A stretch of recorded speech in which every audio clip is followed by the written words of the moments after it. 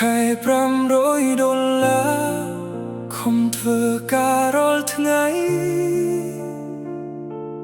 តែស្នេហាមិនអាចទិញបានដោយលុយតិច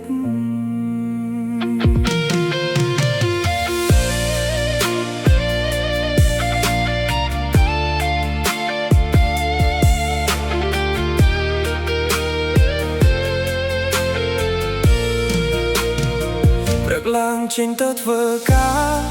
ញាតមកវិញអស់កម្លាំងកាយ$500ជាប្រាក់ខែខ្ញុំខំសន្សំក៏នៅតែមិនគ្រប់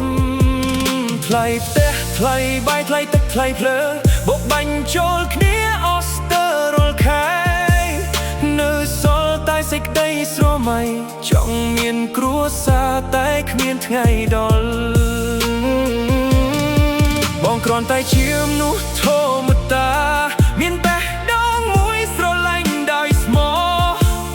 តែពិភពលោកសពថ្ងៃស្នេហាដូចជាវាស់ដំឡៃតាមទឹកលុយប្រាក់ខែ$500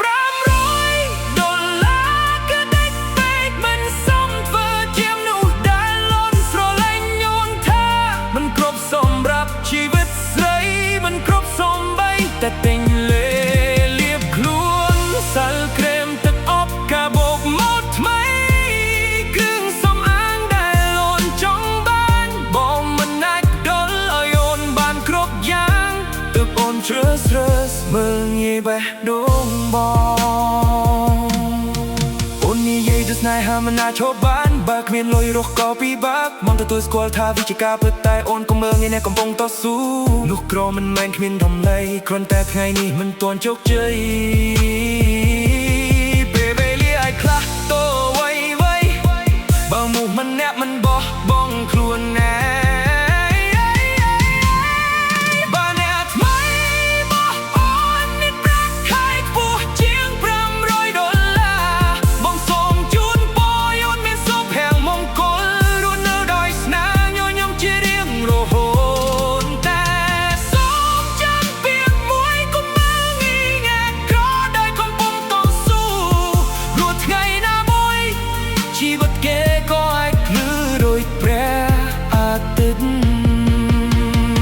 ថ្ងៃនេះបងមានតែ$500មិនមែនមានន័យថាបងនឹងក្ររហូតបងនឹងខំធ្វើការខំរៀនខំស៊ូសាងអនាគតដោយកម្លាំងដៃខ្លួនឯងមកថ្ងៃណាមួយបងបានជោគជ័យនេះមិនមែនដើម្បីឲ្យអូនសោកស្ដាយតែដើម្បី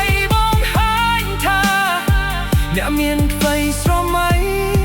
ក៏អាចឈ្នះវាសនាបាន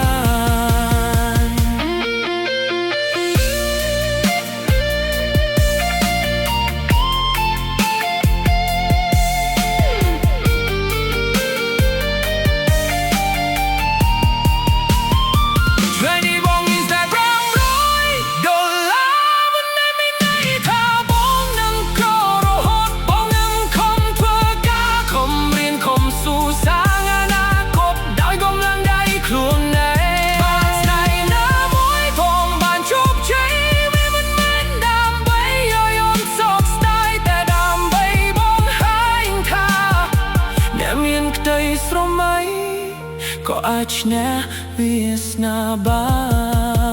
នប្រាក់ខែ$500មិនមែនជាតម្លៃមនុស្សវាគ្រាន់តែជាចំណុចចាប់ផ្ដើមថ្ងៃនេះបងក្រលុយតែបងមិនក្រខ្ទេយសង្ឃឹមឡើយ